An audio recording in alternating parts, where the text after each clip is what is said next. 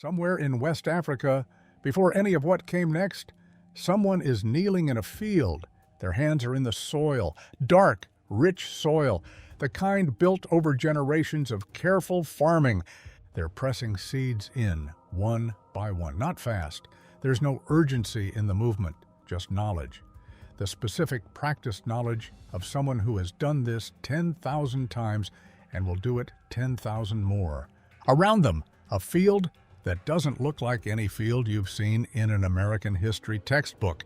Multiple plants growing together, tall stalks sheltering shorter ones, vines climbing, broad leaves shading roots below. Every plant in deliberate relationship with the others. A system.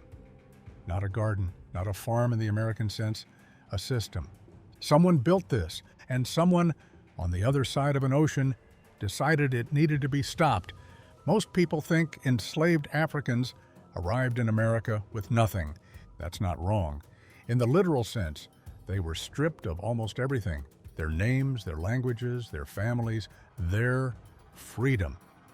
But there is one thing that cannot be confiscated at a dock, cannot be logged in a ship manifest, cannot be legally owned by someone else, no matter how many laws you write. Knowledge. And the people who were brought to the American South in chains carried in their living memory one of the most sophisticated agricultural systems that had ever been developed anywhere on Earth. Plantation owners figured that out.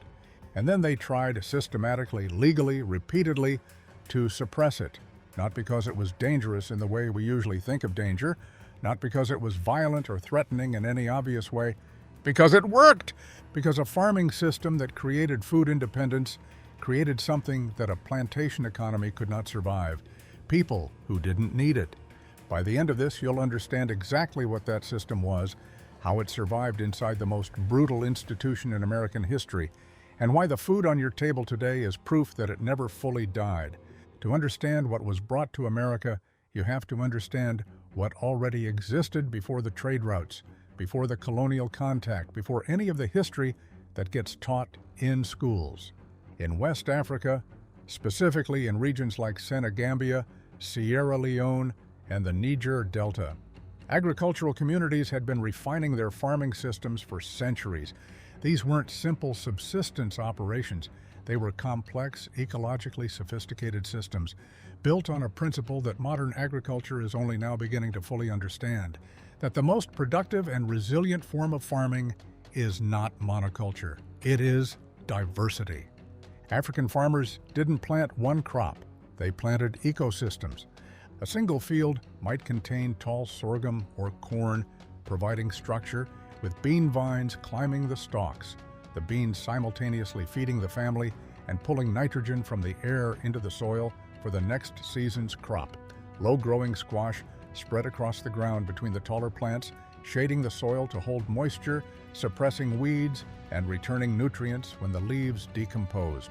3 crops, 1 field, 0 inputs that needed to be purchased from anywhere. This system, called polyculture or intercropping, is biologically elegant in ways that took Western agricultural science until the 20th century to fully document. Legumes fix atmospheric nitrogen into the soil. Canopy diversity reduces pest pressure because no single pest can devastate a field where 100 varieties of plants are competing for space. Deep-rooted plants draw up minerals from subsoil that shallow-rooted crops can then access through the shared soil environment. The land didn't deplete under this system. It improved. The longer you farmed using these methods, the more productive the soil became.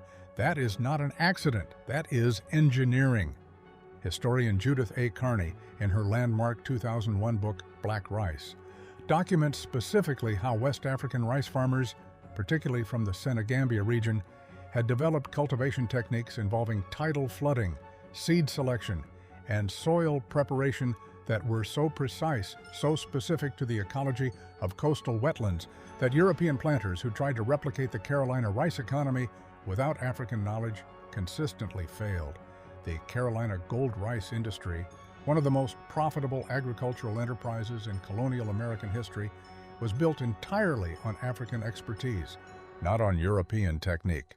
on African knowledge, brought by people who were given no credit for it and no compensation for it, ever.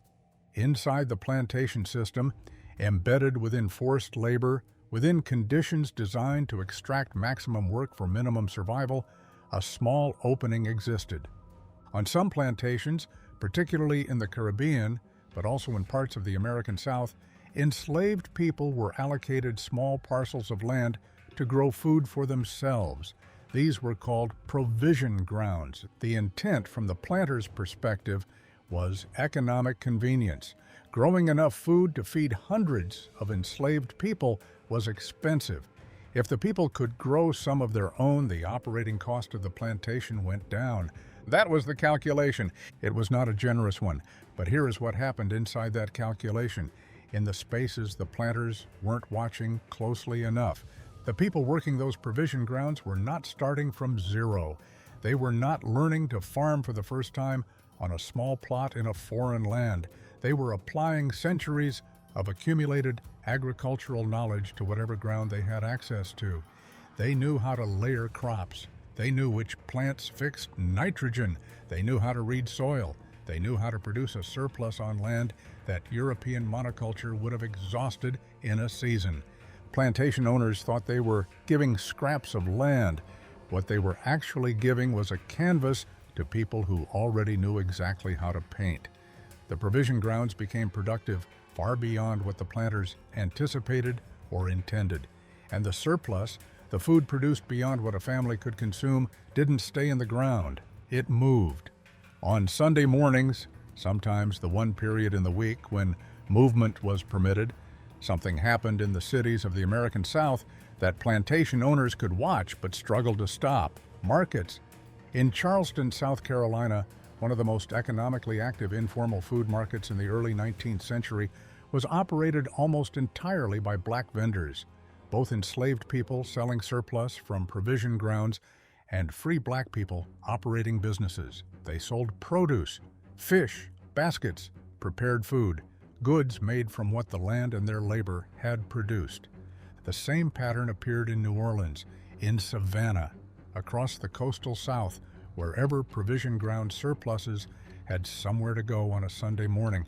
This was not a small thing. This was a parallel economy, operating inside the most violent economic system in American history, extracting value from it, creating autonomy within it, passing money between hands in ways that the plantation ledger never recorded.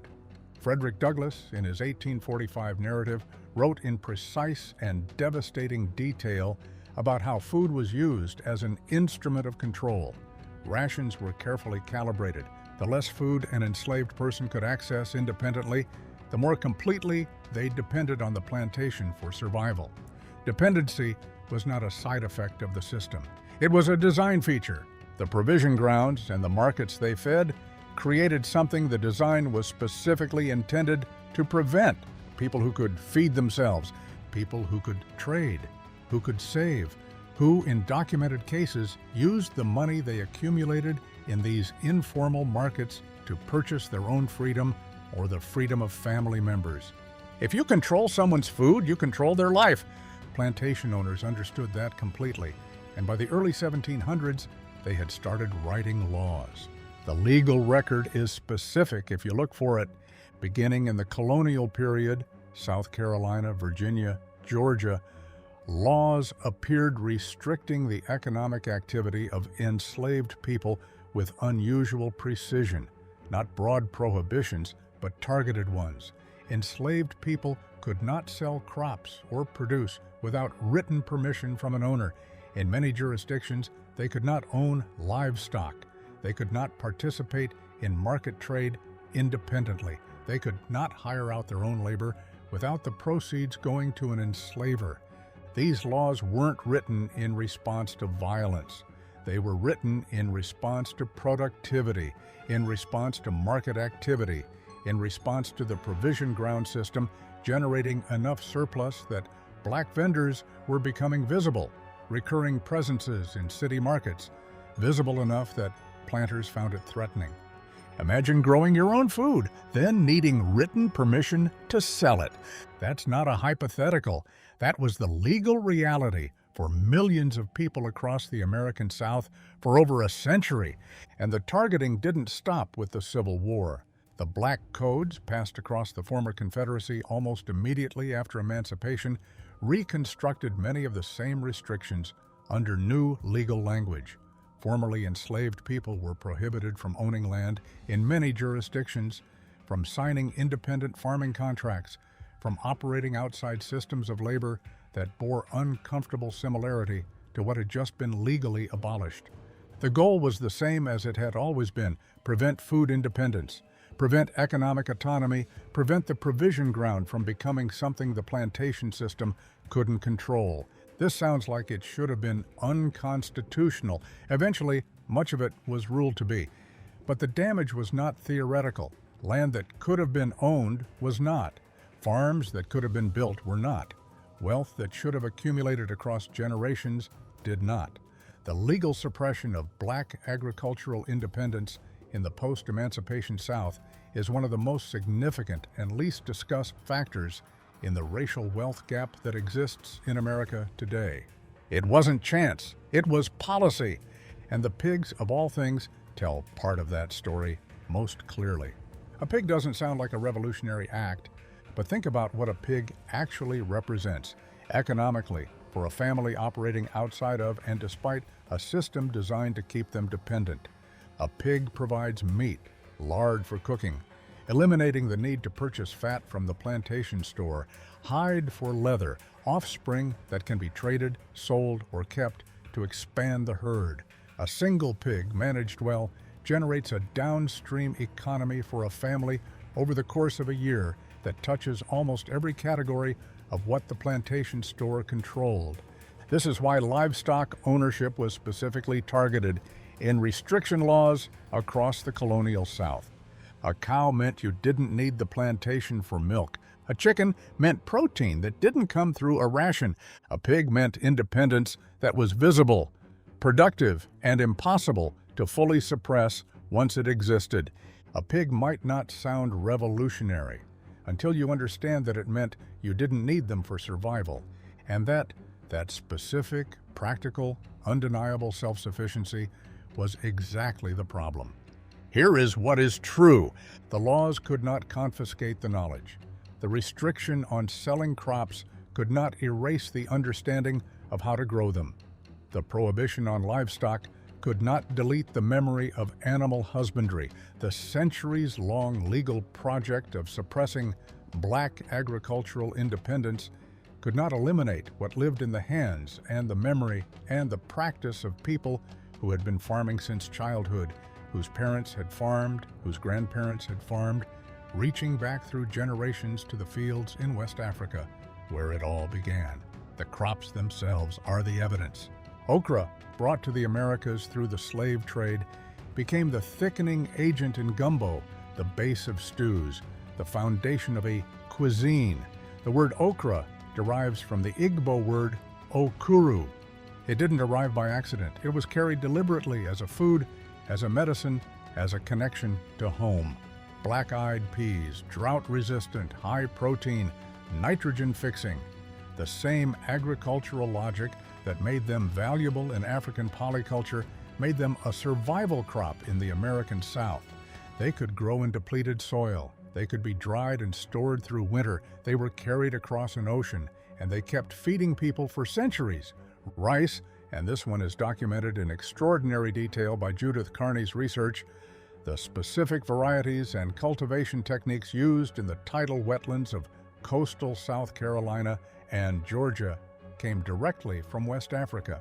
The Gullah Geechee people, whose ancestors were brought specifically from rice farming regions of West Africa because planters recognized and wanted to exploit that expertise, maintained those cultivation traditions. The Carolina gold rice economy, worth millions of dollars in colonial terms, the source of enormous wealth for white planter families, was built entirely on African agricultural knowledge that was never credited and never compensated. As Michael W. Twitty writes in The Cooking Gene, the foods we call Southern food, the foods we call soul food, the foods we associate with a specific American regional identity, are in their origins, their techniques, and their ingredients African. That bowl of black-eyed peas on New Year's Day, that tradition started thousands of miles away, in a field planted by someone whose name we don't know, using techniques that survived everything that was done to suppress them. There is one more chapter to this story, one that almost never gets told. Throughout the Americas, in the swamps of Virginia, the mountains of Jamaica, the rainforests of Suriname, the Florida Everglades, people escaped, not in large numbers, not easily, with enormous cost and risk. And when they got free, when they built communities beyond the reach of the plantation, in terrain that European agricultural systems couldn't follow them into, they farmed, using the same systems. Maroon communities throughout the Caribbean and American South established provision ground-style agriculture in whatever land they could access. Dense, efficient, multi-crop cultivation. High yield in small spaces. Minimal visible footprint. The same polyculture principles that had fed West African communities for centuries, now feeding freedom communities hidden in swamps and mountains. The Great Dismal Swamp on the border of Virginia and North Carolina contained hidden settlements for generations. Archaeological work in recent decades has uncovered evidence of sustained habitation, cultivation, and community in terrain that planters considered impassable. The Jamaican Maroons signed peace treaties with the British Crown in the 1730s, treaties that recognized their sovereignty, and those communities still exist today on the same land, still maintaining aspects of the agricultural and cultural traditions their ancestors brought from Africa. Freedom communities needed food. African farming systems gave them exactly that. A system developed over centuries, refined across generations, carried across an ocean in living memory, fed the people who escaped slavery before any external help arrived. In the 21st century, agricultural science has arrived at a conclusion that would not have surprised a single West African farmer from the 15th century. Monoculture, the dominant model of American industrial agriculture, the model that plantation systems imposed on the American South, the model that replaced polyculture wherever it was suppressed, is, in the long run, ecologically destructive. It depletes soil. It concentrates pest pressure. It requires increasing chemical inputs to maintain yields that decline over time on exhausted land. It is economically efficient in the short term and catastrophically inefficient in any longer view. The Food and Agriculture Organization of the United Nations now actively promotes polyculture and agroforestry systems. Research universities publish studies on intercropping yield advantages. The regenerative agriculture movement, worth billions of dollars in investment, celebrated in glossy magazines and TED Talks, is at its core a rediscovery of farming principles that African agricultural communities had been practicing for centuries before the first Europeans set foot on the continent. Modern agriculture calls it regenerative farming. African farmers just called it farming. The knowledge was never wrong, it was never primitive, it was never in need of being discovered by Western science. It was suppressed, marginalized, replaced by an inferior system because that inferior system concentrated control in fewer hands, which served certain interests very well for a very long time. The science has caught up now. The practices are being validated, studied, funded, celebrated. What they are not being consistently, loudly in the publications and the conferences and the investment pitches is credited. This is not past tense. The truth about African agricultural systems is simple, and it has always been simple. They weren't primitive. They were powerful. Powerful enough that colonial planters passed laws specifically targeting them. Powerful enough to survive the Middle Passage in the memory of the people who were forced to cross it. Powerful enough to feed freedom communities in swamps that European agriculture couldn't penetrate. Powerful enough that modern science has spent the last 50 years slowly, expensively relearning what African farmers knew centuries ago. The food on your table is evidence. Okra, black-eyed peas, rice, the specific techniques of slow cooking, of using every part, of building flavor from bone and connective tissue, and the parts that everyone else discarded. These are not accidents of Southern cooking. They are the living residue of a knowledge system that survived everything done to suppress it. 3 things. Read the primary sources: Judith A. Carney's Black Rice, Michael W. Twitty's The Cooking Gene. These are not academic texts for specialists. They are history books about food and the people who made it, written for anyone who wants to understand where their plate came from. Find and support Black-owned farms and urban agriculture programs in your city. They exist. They are doing this work now in 2024 in community gardens and urban farms and small operations that receive a fraction of the attention and investment that the regenerative agriculture movement lavishes on its more marketable faces. And when you cook with these ingredients, when you slice okra or sort black-eyed peas or wash rice, know what you're holding. That's not just food, that's a survival system. That's centuries of knowledge that crossed an ocean, survived suppression, fed freedom communities, built an entire regional cuisine, and is still here, still in your kitchen, still in your hands, after everything that was done to erase it. Food is history. Food is resistance. Food is power. What forgotten food history should we uncover next? Tell me in the comments.